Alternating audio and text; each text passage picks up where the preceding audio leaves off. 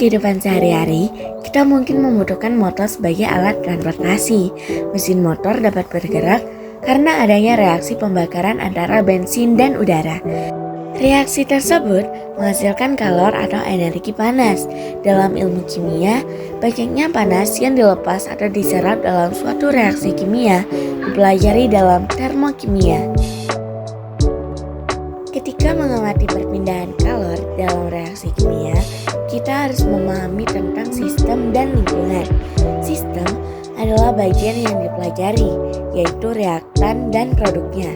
Sedangkan lingkungan adalah bagian di luar sistem, misalnya wadah reaksi dan udara di sekitarnya. Sistem dibedakan menjadi 3. Pertama, sistem terbuka yang memungkinkan terjadinya perpindahan kalor dan materi. Kedua, sistem tertutup yang hanya memungkinkan terjadinya perpindahan kalor, tetapi tidak dengan perpindahan materi. Ketiga, sistem terisolasi yang tidak memungkinkan terjadinya perpindahan baik kalor maupun materi. Semua energi yang dimiliki oleh sistem disebut dengan entalpi, yang dilambangkan dengan H. Entalpi tidak bisa diukur, tetapi entalpi atau delta H bisa diukur. Dalam reaksi kimia, reaktan akan berubah menjadi produk, sehingga perubahan entalpi sama dengan H produk dikurangi H reaktan. Jika reaksi kimia berlangsung pada tekanan tetap, perubahan entalpi sama dengan banyaknya kalor yang dilepaskan atau diserap oleh sistem. Berdasarkan hal itu, reaksi termokimia dibagi menjadi 2, yaitu reaksi exotherm dan reaksi endotherm. Reaksi exotherm adalah reaksi yang melepaskan kalor ke lingkungan karena sistem mengalami kenaikan suhu. Pelepasan kalor menyebabkan entalpi reaksi berkurang sehingga delta H bernilai negatif. Contoh reaksi exotherm adalah kayu yang dibakar akan melepaskan kalor ke sekitarnya. Kebalikan dari exotherm, reaksi endotherm adalah reaksi yang menyerap kalor dari lingkungan. Karena sistem mengalami penurunan suhu, penyerapan kalor menyebabkan entalpi reaksi bertambah, sehingga delta H bernilai positif. Contoh reaksi endotherm adalah proses fotosintesis yang menyerap kalor dari matahari. Dalam termokimia, dikenal juga istilah persamaan termokimia. Persamaan termokimia sama dengan persamaan reaksi kimia biasa, hanya saja dilengkapi dengan nilai perubahan entalpi reaksi atau delta H-nya. Koefisien zat sama dengan jumlah mol zat tersebut. Persamaan termokimia ini artinya reaksi pembentukan 2 mol NH3 dari 1 mol N2 dan 3 mol H2. Karena delta H-nya negatif, maka reaksi ini melepaskan kalor atau exotherm. Jika persamaan kimia arahnya dibalik, maka nilai delta H akan berubah tanda. Misalnya reaksi pembentukan NH3 ini dibalik menjadi reaksi penguraian NH3, maka delta H yang awalnya negatif berubah tanda menjadi positif. Jika persamaan termokimia dikalikan dengan faktor tertentu, maka nilai delta H juga harus dikalikan dengan faktor tersebut. Misalnya reaksi ini dikalikan dengan setengah, maka delta H-nya juga dikalikan dengan setengah. Perubahan entalpi dipengaruhi oleh jumlah dan wujud zat, serta suhu dan tekanan. Perubahan entalpi yang diukur pada keadaan standar, yaitu pada suhu 25 Celcius dan tekanan 1 atm, disebut dengan perubahan entalpi standar. Berdasarkan jenis reaksinya, perubahan entalpi standar dibedakan sebagai berikut. Perubahan entalpi pembentukan standar adalah perubahan entalpi pada pembentukan 1 mol zat dari unsur-unsurnya yang diukur pada keadaan standar.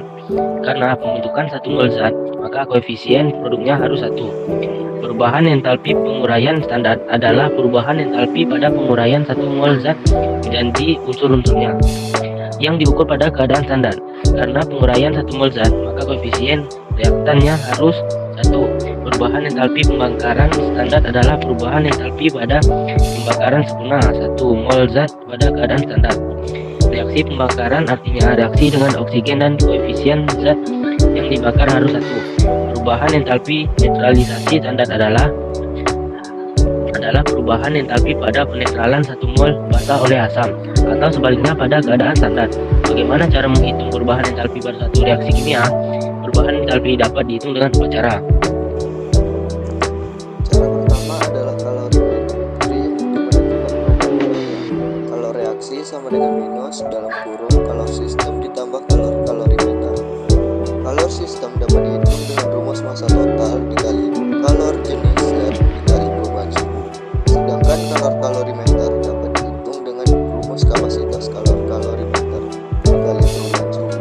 Jika kalor kalorimetri meter diabaikan, maka tidak perlu dimasukkan dalam perhitungan karena jumlah entalpi adalah banyaknya kalor tiap mol zat. Maka delta H sama dengan kalor reaksi dibagi dengan jumlah mol zatnya. Cara kedua adalah menggunakan hukum Hess. Hukum Hess menyatakan bahwa perubahan entalpi suatu reaksi hanya bergantung pada keadaan awal dan keadaan akhir, tidak tergantung pada jalannya reaksi.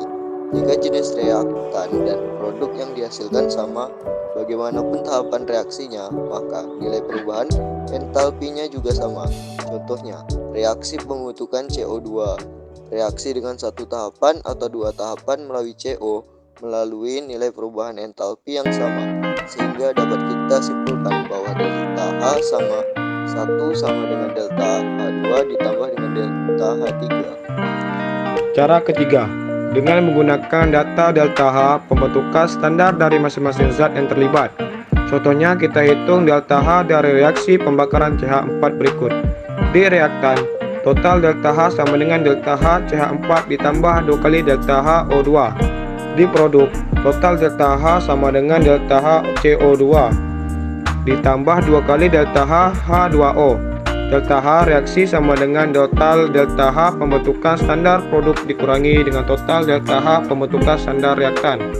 Delta H pembentukan standar dari unsur seperti O2 sama dengan 0, sehingga dapat kita hilangkan dari perhitungan.